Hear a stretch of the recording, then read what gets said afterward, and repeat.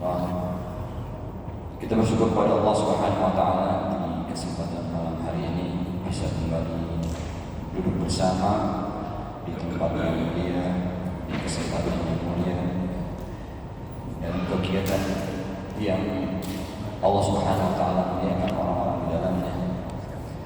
Semoga Allah Subhanahu wa taala menjadikan kita orang-orang yang mulia dengan ilmu. Semoga Allah Subhanahu wa taala menjadikan ilmu yang kita dapatkan malam hari ini bermanfaat bagi diri kita, keluarga kita, saudara, serta masyarakat kita kelak insyaallah. Jamaah rahimani wa rahimakumullah, di pertemuan sebelumnya kita telah membahas satu kaidah yang mengatakan bahwasanya man sabba nabiyyan mimman thabata nubuwwatuhu faqad kafar. Barang siapa yang menghina, merendahkan, cemooh salah satu nabi daripada nabi-nabi yang telah tetap kenabiannya dengan dalil Al-Quran Sunnah, ya, maka dia telah kufur. Nah, ini mungkin berangkat dari beberapa kasus memang terjadi di antara kaum muslimin. Ada yang mereka berdebat, seperti saya contohkan minggu lalu, berdebat dengan orang Nasara, ya, yang dia menghina Nabi Muhammad SAW. Kemudian seorang muslim ini membalas, yaitu menjatuhkan Tuhannya, akan tetapi dengan celaan-celaan yang tidak sepantasnya, ya, tidak sepantasnya. Nah, celaan tersebut dia tahu bahwasanya ia menyebutkan, walaupun itu Tuhan orang Nasara, akan tetapi dia tahu yang dimaksudkan dari perkataannya adalah Isa ibnu Maryam adalah seorang nabi dan rasul Allah Subhanahu wa taala yang telah tetap, bahkan disebutkan kisahnya di dalam Al-Quran. Maka tidak boleh sama sekali kita menghinakan satu nabi pun, baik dari kalangan Nasara maupun nabi-nabi dari kalangan Yahudi. Kita tahu bangsa Yahudi, ya, dikirim kepada mereka itu banyak nabi. Maka sejengkel-jengkelnya kita, semarahnya kita, atau sekondisi apapun, usahakan tidak pernah menghina salah satu nabi-nabi mereka, karena ini berkaitan tentang keimanan kita. Kemudian jamaah Allah disebutkan juga tentang kemarin tentang hal-hal yang disahkan, dianggap atau diterima oleh Allah Subhanahu wa taala jika dia terletak sebagai niat kedua atau niat yang mengiringi dari niat utama. Tapi kalau ditaruh di niat utama maka amal tersebut mardud. Sebagai contoh, ketika kemarin kita menyebutkan seorang berinfak, niat utamanya adalah untuk mencari kesembuhan, ya, berobat dengan infak tersebut karena memang ada dalilnya, maka amal tersebut tertolak di sisi Allah Subhanahu wa taala. Tapi yang benar adalah dia menjadikan infak tersebut niatnya tulus untuk Allah Subhanahu wa taala.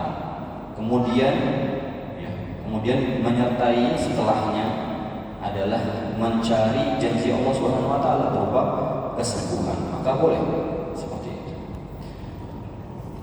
Itu yang kita bahas jamaah Allah di pertemuan sebelumnya. Insya Allah pada malam hari ini kita akan masuk ke dalam kaidah selanjutnya yang sudah kita bahas setengahnya, tapi kita ulang semoga bisa mengingatkan dari apa yang kita telah bahas.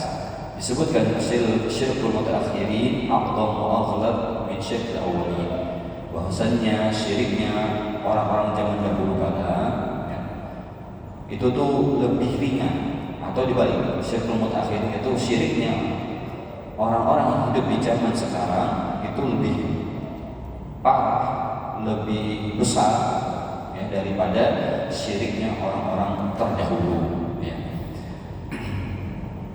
Disebutkan waqa'ala ulama hadzal asal bi illatain, bahwasanya kaidah ini disebutkan dengan dua illah, dengan dua sebab.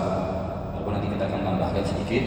Yang pertama yang kita telah sebutkan di minggu kemarin adalah an-nasyirkul awwalin kana fi raha dun nasyirka, bahwasanya syiriknya orang-orang terdahulu itu mereka syirik ketika dalam keadaan sempit, ya, dalam keadaan yang susah, dalam menyempitkan keadaan mereka, dalam keadaan dengan musibah dan lain sebagainya. Sedangkan syiriknya orang-orang yang zaman sekarang, baik di waktu lapang maupun di waktu sepi. Kalau zaman dahulu di waktu lapang mereka syirik, tapi ketika dalam keadaan susah, mereka kembali kepada Allah Subhanahu wa taala. Ya. Berbeda dengan zaman sekarang, dua keadaan baik lapang maupun sempit, mereka berbuat syirik kepada Allah Subhanahu wa taala. Ini ilah yang pertama. Disebutkan dalilnya, fa idza raqibu fil fulki da'u Allah mukhlishina lahu-d-din falamma najahum ilal barri idza hum yusyrikun. Ya, bahwasannya dikisahkan di dalam surat Al-Ankabut ya, ketika mereka menaiki kapal dalam keadaan genting, lautan dan sebagainya terombang-ambing, maka mereka berdoa ikhlas kepada Allah Subhanahu wa taala, tidak berbuat syirik. Akan tapi ketika Allah Subhanahu wa taala telah menyelamatkan mereka sampai daratan, maka kemudian mereka melanjutkan berbuat syirik. Artinya ketika waktu lapang mereka berbuat syirik, dan ketika waktu sempit dalam keadaan susah mereka kembali kepada Allah Subhanahu wa taala, mengikhlaskan niat ibadah dan sebagainya.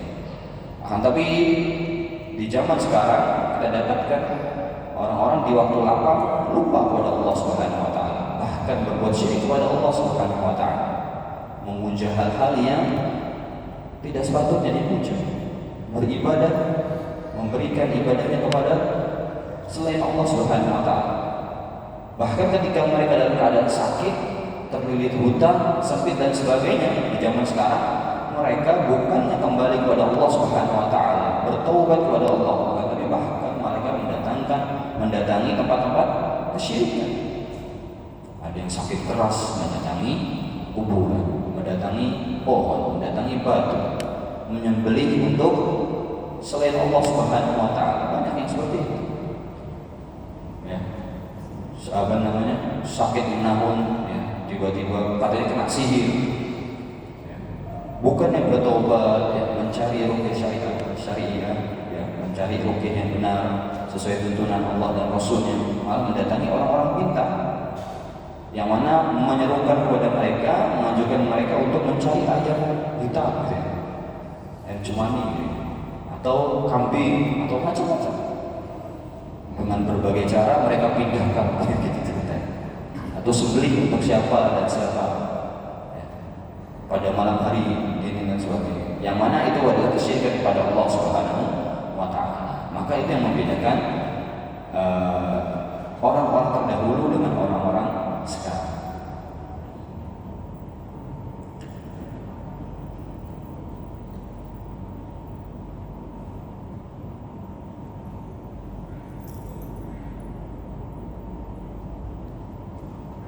Disebutkan di dalam ayat yang lain, tidak disebutkan di dalam buku, wa idza massakum ad-durru fil bahri dhalla man tad'una illa iyyah falamma najjakum ilal barri a'radtum wa kana insanu kafura. Dan apabila kamu tertimpa bahaya di lautan, niscaya hilanglah siapa yang kamu seru kecuali dia. Maka ketika dia menyelamatkan kamu ke daratan, kamu berpaling, dan manusia itu selalu tidak berterima kasih, ya, kufur pada Allah Subhanahu wa taala. Banyak kasus seperti itu. Di waktu senang mereka bikin acara sedekah laut, bikin sembelihan ke laut. Ketika mereka dalam keadaan susah, ekonomi susah dan sebagainya, juga ada yang seperti itu, mendatangi penguasa lautan selatan, lautan utara, ya. Untuk apa? Istilahnya menghilangkan daripada kemudaratan yang ada pada mereka. Maka zaman sekarang itu kesyirikannya lebih parah dibandingkan kesyirikan zaman dahulu, ya.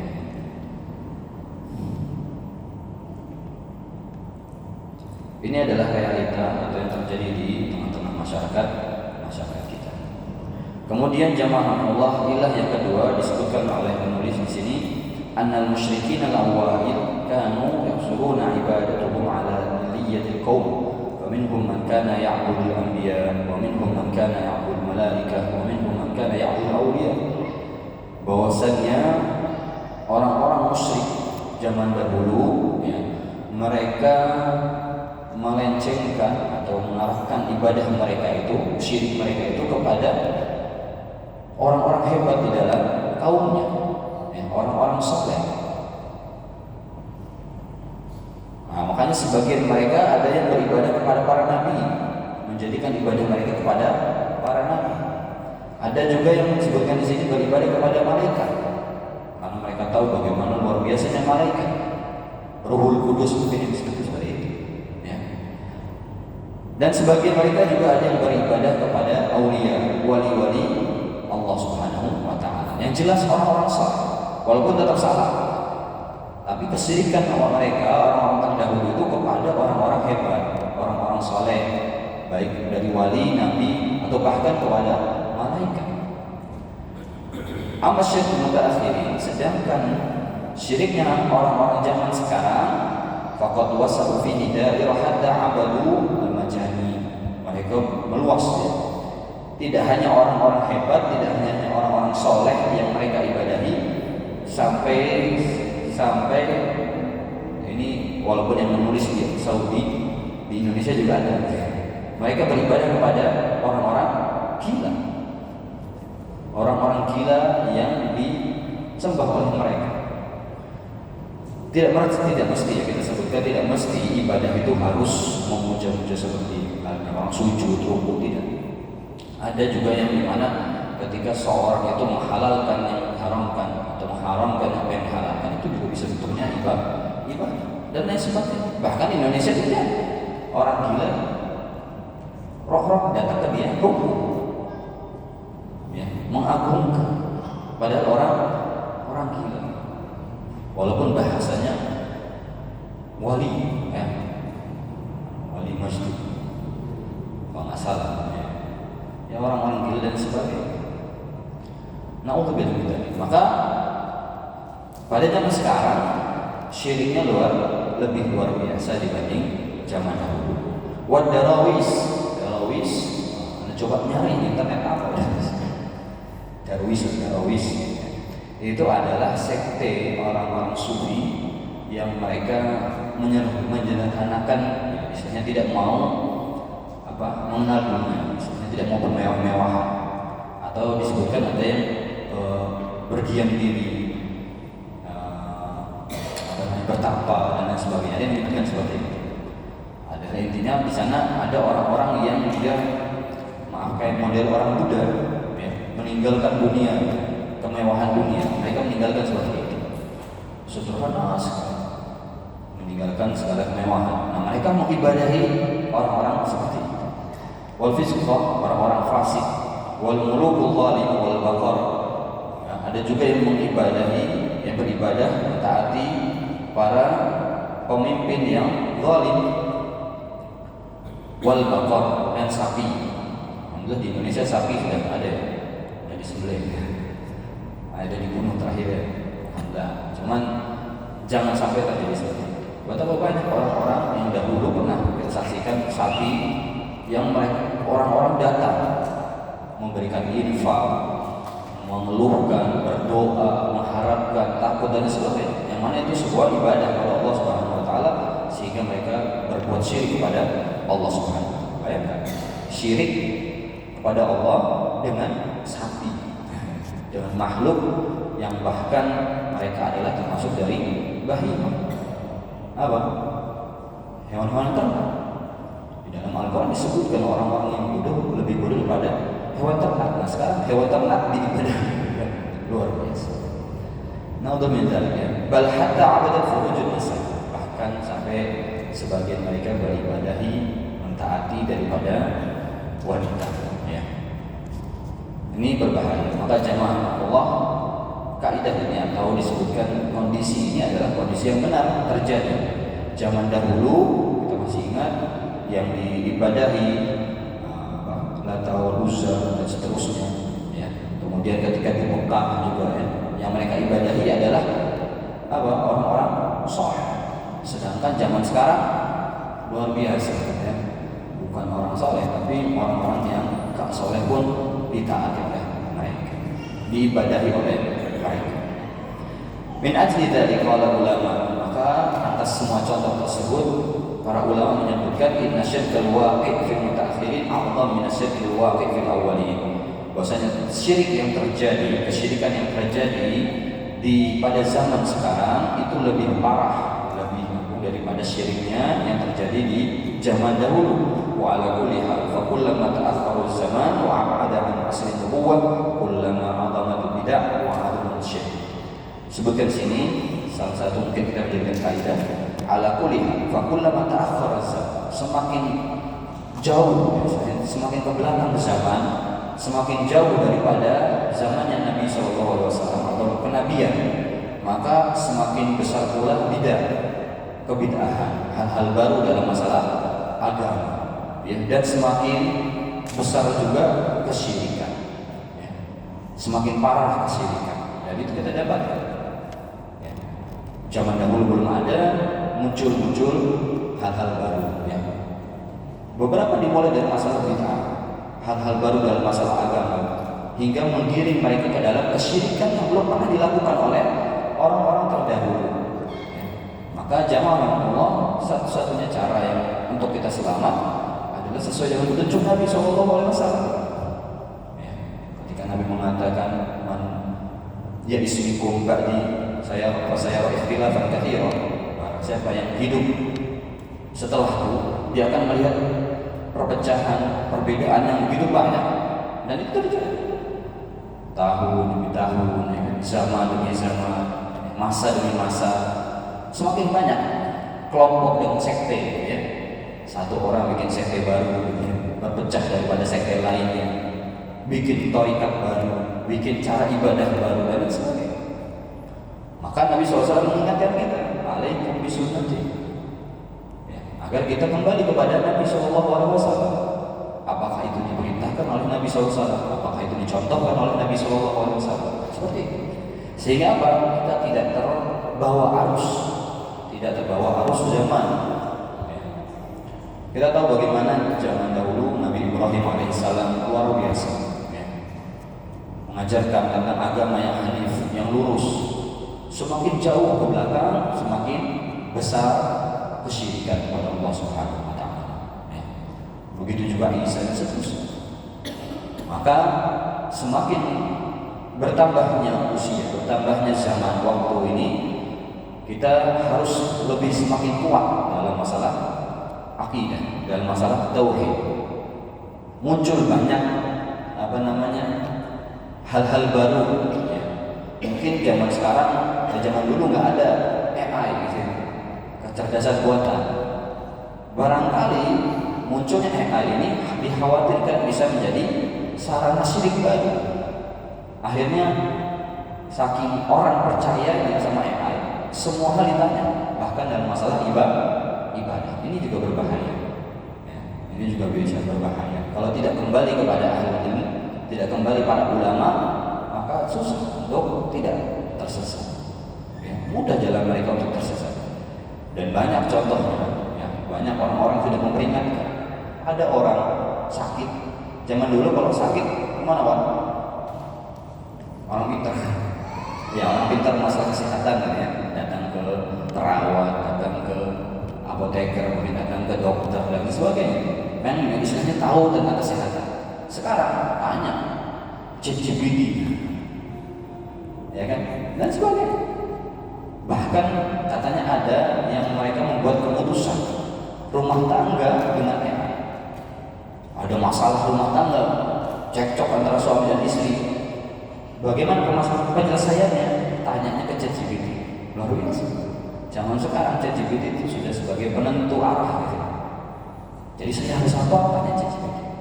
Teman-teman saya membuli saya harus apa? Tanya ke ChatGPT. Saya sakit ini, sakit itu, dan lain sebagainya. Sehingga mereka meninggalkan ulama, meninggalkan orang-orang yang istilahnya memberikan nasihat yang baik. Boleh sebenarnya menanyakan hal-hal yang bisa membantu dalam masalah dunia dan sebagainya, boleh. Akan tapi kalau sampai berlebihan itu tidak membolehkan. Ini berbahaya. Ya. ChatGPT itu luar biasa. Bukan hanya ChatGPT, banyak produk-produk AI itu yang sekarang luar biasa. Maka kita selalu menasihati diri kita, menjaga diri kita, keluarga kita sampaikan kepada mereka. Ini kecerdasan buatan ini, mereka mengambil data yang ada secara acak, tidak difilter dan lain sebagainya, ya, diambil segala sesuatu, kemudian dibuatkan kesimpulan yang oleh kecerdasan buatan tersebut. Ya terkadang benar. Kalau nanya 2 tambah 2 benar 4. Nanya kalau mau jalan mau ke Bandung enaknya lewat mana, bisa. Tapi kalau sudah hubungannya tentang masalah sosial dan lain sebagainya, perasaan itu berbahaya. Istri saya seperti ini, seperti ini, seperti ini, sikapnya seperti ini, menunjukkan apa ini? Oh, kan dia mengambil data dari berbagai kisah-kisah dari Facebook, Instagram, segala tulisan itu diambil oleh dia, terus menyimpulkan, oh istrimu sudah tidak cinta kepada aku. Berbahaya. Apalagi ini jika dibawa ke masalah agama. Apakah halal saya memakai ini? Jika data yang diambilnya salah, maka itu salah. Seperti itu. Maka ini berbahaya. Zaman Allah semakin kesini. Ya, zaman dulu belum ada. Gitu ya. Zaman sekarang semakin kesini ada hal-hal baru. Semoga Allah Subhanahu Wa Taala menjauhkan kita dari fitnah-fitnah tersebut. Jamaah rahimani wa rahimakumullah. Kita lanjutkan pada kaidah berikutnya. Disebutkan oleh beliau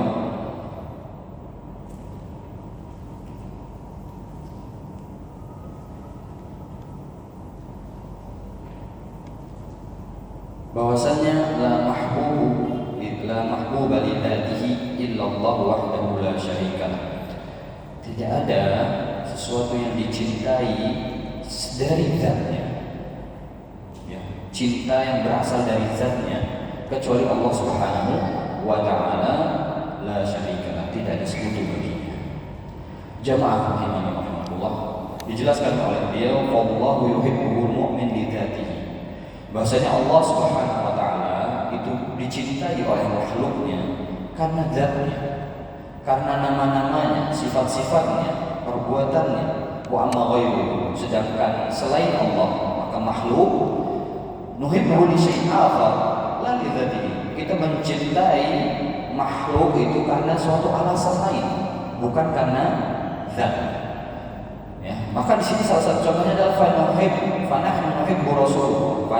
nuhibbu Rasulullah sallallahu alaihi wasallam li'annahu rasul min indillah wa li'annahu akhirul anbiya ila ghairi dzalika min sifatihi wa khisalihi.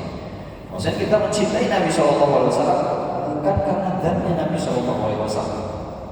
Zatnya Nabi sallallahu alaihi wasallam hanyalah makhluk Allah Subhanahu wa taala. Akan tapi Allah Subhanahu wa taala memilihnya sebagai nabi, memilihnya sebagai rasul. Kemudian Allah Subhanahu wa taala memerintahkan kita sebagai hamba-hambanya untuk mencintai Rasul sallallahu alaihi wasallam. Maka kita cinta. Artinya kita cinta kepada Nabi sallallahu alaihi wasallam dengan alasan perintah Allah Subhanahu wa taala. Karena beliau adalah Nabi sallallahu alaihi wasallam. Karena dia adalah Rasul sallallahu alaihi wasallam. Yang kata Nabi sallallahu alaihi wasallam, tidak beriman seseorang sampai ia mencintaiku lebih daripada kedua orang tuanya, anaknya, dan manusia lainnya. Yang mana yang dia ucapkan bukan apa? Bukan hawa nafsunya, bukan keinginan Nabi sallallahu alaihi wasallam. Tapi itu adalah perintah dari Allah Subhanahu wa taala. Artinya kita mencintai Nabi SAW karena mengikuti atau menjalani perintah Allah Subhanahu wa Ta'ala. Apalagi selain Nabi, jika Nabi adalah makhluk yang harus paling kita cintai daripada diri kita sendiri, apalagi orang lain, bahkan orang tua kita. Disebutkan di situ, anta tuhibbu abaka, engkau mencintai bapakmu, orang tuamu, ummi, ibumu, karena dia adalah orang tua. Karena dialah yang mengandung, ibu mengandung kita, melahirkan kita, bapak yang bekerja keras untuk kita dan sebagainya. Dan Allah Subhanahu wa taala memerintahkan kita untuk berbuat baik kepada orang tua. Artinya kita mencintai orang tua karena alasan, bukan karena zatnya. Ya, bukan karena zatnya. Begitu juga ketika seseorang mencintai istrinya, ya, maka dia tidak mencintai istrinya karena zatnya. Akan tapi mencintai istrinya karena dia sudah jadi istrinya. Walaupun ketika nikah belum mencintai, ya kan? Tapi berjalan waktu ya sudah nikah, wis kandung, dicintai karena akhlaknya, ya, karena agamanya dan sebagainya. Tapi utamanya adalah dia dicintai karena suatu sebab, bukan zatnya. Fa innahu la yajuz lana, maka tidak boleh bagi kita an nuhibba ahadan li dzatihi illa Allah Subhanahu wa ta'ala la syarika lahu fi dzalik. Tidak boleh kita mencintai satu zat pun karena zatnya, bukan karena alasan lain kecuali Allah Subhanahu wa taala. Jamaah rahimahullah, disebutkan bahwasanya oleh Ibnu Qayyim ya, rahimahullah taala, kecintaan itu memiliki dua sebab yang membangkitkannya. Tidak ada di buku. Kemudian dua sebab tersebut adalah keindahan dan pengagungan. Artinya ketika seseorang mencintai orang lain atau zat lain, makhluk lain, dia sebabnya bisa salah satunya, bisa dua-duanya, yaitu antara keindahan dan pengagungan. Dan Allah Subhanahu wa taala memiliki kesempurnaan yang mutlak pada semua itu, karena Dia Maha Indah dan mencintai keindahan. Bahkan semua keindahan adalah miliknya, dan semua pengagungan itu sumbernya dari Allah Subhanahu wa taala, sehingga tidak ada satupun yang berhak dicintai dari semua segi karena zatnya kecuali Allah Subhanahu wa taala. Ya. Allah Subhanahu wa taala Maha Indah. Segala sesuatu yang Allah Subhanahu wa taala, baik sifatnya, nama-namanya, apa yang Allah lakukan, Allah tuliskan dan sebagainya, itu semua indah. Dan apapun yang datang dari Allah Subhanahu wa taala, maka kita mengagungkan Allah Subhanahu wa taala dari itu. Maka dengan dua sebab tersebut, maka kita mencintai Allah Subhanahu wa taala dengan zatnya. Tidak ada yang memiliki hal tersebut dari makhluk. Ya, makhluk tidak ada yang mendapatkan dua hal tersebut.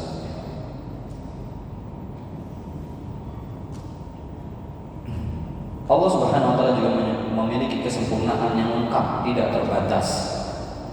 Ya. Maka kalau kita lihat jamaah Allah, ketika kita mencintai makhluk apapun, ya, ketika kita mencintai makhluk, baik istri yaitu wanita, mencintai orang tua, mencintai anak, mencintai saudara dan sebagainya, mereka punya kekurangan, ya, sesuatu hal yang kita tidak suka. Tapi dengan Allah Subhanahu wa taala tidak ada sesuatu yang buruk dari Allah Subhanahu wa taala. Kita tahu bagaimana nama-nama indah, Asmaul Husna, nama-nama baik itu semua Allah Subhanahu wa taala. Yang adil, yang maha hidup, yang maha bijaksana dan seterusnya. Semua itu menggambarkan betapa sempurnanya Allah Subhanahu wa taala. Tidak ada yang memiliki kesempurnaan seperti Allah Subhanahu wa taala. Maka tidak ada yang berhak dicintai dari zatnya kecuali Allah Subhanahu wa taala. Karena pernah terdengar oleh saya, ada seruan-seruan yang mereka menyerukan untuk mencintai Nabi SAW karena zatnya. Bahwasanya zat Muhammad adalah zat yang luar biasa, yang wajib kita cintai dan sebagainya. Ini tidak berbahaya. Walaupun tujuan mereka baik, yaitu untuk agar kaum muslimin mencintai Nabi SAW, tapi ini bisa melewati batas, hulu, berlebihan kepada Nabi SAW. Makanya Nabi SAW memperingatkan kita kaum muslimin agar tidak menjadikan dirinya, Nabi SAW itu seperti kaum Nasara menjadikan Isa ibnu Maryam. Mereka mengangkat Isa yang awalnya Nabi sebagai Tuhan, berbuat berlebihan. Maka kita tidak boleh mengangkat derajat Nabi SAW lebih daripada derajat yang telah ditetapkan oleh Allah Subhanahu wa taala. Nabi mengatakan ana abdu wa rasul.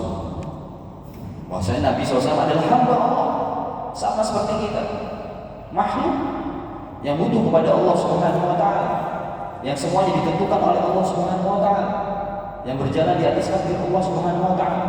Akan tapi wa rasul, bahwasanya Nabi memiliki fadilah daripada makhluk lainnya, manusia lainnya, adalah dia adalah Rasulullah Subhanahu wa taala. Yang artinya kita mengagungkan Nabi, mencintai Nabi, menghormati Nabi SAW sesuai kadar yang telah Allah Subhanahu wa taala tetapkan. Tidak berlebihan. Tidak mengatakan bahwasanya Nabi Muhammad adalah penyembuh, Nabi Muhammad adalah pemberi berkah dan lain sebagainya. Tapi bisa kita katakan Allah Subhanahu wa taala memberikan berkah dari Nabi SAW dan sebagainya. Nabi itu ketika dahulu hidup, makanya para sahabat melakukan hal demikian. Tapi zaman sekarang tidak ada. Ya. Maka jamaah Allah, tidak ada yang kita cintai dari zatnya kecuali Allah Subhanahu wa Ta'ala. Kita mencintai Allah tanpa harus mencari alasan. Kita tahu bahwasanya kita adalah hamba Allah Subhanahu wa Ta'ala. Kita ketika melihat keindahan alam, melihat gunung yang indah, melihat lautan yang indah, melihat langit yang indah, maka semua keindahan tersebut adalah milik Allah Subhanahu wa Ta'ala. Maka harusnya otomatis muncul rasa cinta itu kepada zat yang menciptakan keindahan, yang memiliki keindahan tersebut. Jamaah rahimani wa rahimakumullah, kita lanjutkan ke dalam kaidah berikutnya, kaidah yang sebenarnya ini mengulang dari apa yang telah kita bahas di masalah qawaid fi tauhid rububiyah, dalam kaidah yang berkaitan tentang masalah rububiyah Allah Subhanahu wa Ta'ala, atau di masalah rububiyah juga tapi di bab-bab depannya, berkaitan dengan masalah takut, ya, al-khauf. Bahwasanya namanya takut Allah bukan hanya sekedar fitrah, bukan hanya sekedar perasaan manusiawi, akan tapi takut itu juga bisa menjadi ibadah, ya, yang mana kita tidak boleh memberikan, yang kita bahas, rasa takut secara mutlak kecuali pada Allah Subhanahu wa Ta'ala. Akan tapi ketika kita dapatkan sesuatu yang membahayakan kita, kita khawatir keselamatan kita, kita khawatir dengan hal-hal yang buruk terjadi di tubuh kita, dari hal tersebut bisa kita takut, dan itu tidak masalah. Disebutkan al-khauf jibilli, bahwasanya yang namanya khauf yang telah Allah tetapkan pada setiap manusia itu la yulamu alaihi al-abdu, tidak disalahkan hamba dengannya. Ya. Contohnya pernah kita sebutkan di pembahasan sebelumnya, ketika seseorang melihat ular, ya, takut, maka itu tidak masalah. La yulamu alaihi, tidak disalahkan, tidak masalah. Ketika dia khawatir, apalagi ularnya kobra, ularnya piton, kalau di sini biasanya ular sawah, gitu ya. Maka khawatir dengan hal tersebut, takut dengan hal tersebut, tidak masalah. Ya. Ketika seorang rumahnya ada pencuri, misalnya orang jahat begal di tengah jalan, bawa golok, bawa pistol dan lain sebagainya, ya, bukan artinya ketika dia takut dia berbuat syirik, enggak. Karena dia takut, itu adalah takut yang jibili, yang memang Allah jadikan fitrah manusia itu ada rasa takut. Ya. Ada orang yang takut dengan tikus, ada orang takut dengan kecoa, ada yang takut dengan cicak dan lain sebagainya, yang mungkin dia khawatir dengan keselamatan diri, termasuk takut dengan corona. Padahal nggak kelihatan corona, gitu. Nah, terus tiba-tiba dia bilang tidak boleh takut sama corona, syirik. Nah, kalau dia tahu bahwasanya dia tidak takut secara darinya, ya, karena dia memang memberikan itu dan sebagainya, karena dia memang mengkhawatirkan sesuatu yang bisa memberikan musibah atau mudarat yang memang sudah ada jelas dalilnya. Kalau khawatir kepada sesuatu yang tidak ada dalilnya, tidak ada datanya, maka ini khauf yang salah. Ya, ketika seseorang takut dengan sesuatu yang tidak ada dalil, misalkan air putih, tidak ada dalil bahwasanya air putih membahayakan, atau tidak ada data yang mengatakan air putih membahayakan, maka tidak sepantasnya dia takut. Di sini dicontohkan oleh beliau, kalau khauf minal jin fi ba'di suwarihi, seperti seorang takut terhadap jin di beberapa contoh, ya, di beberapa kondisi. Karena benar-benar ada beberapa jin yang memang mampu melukai atau berbuat mudarat kepada manusia dengan cara sihir dan lain sebagainya,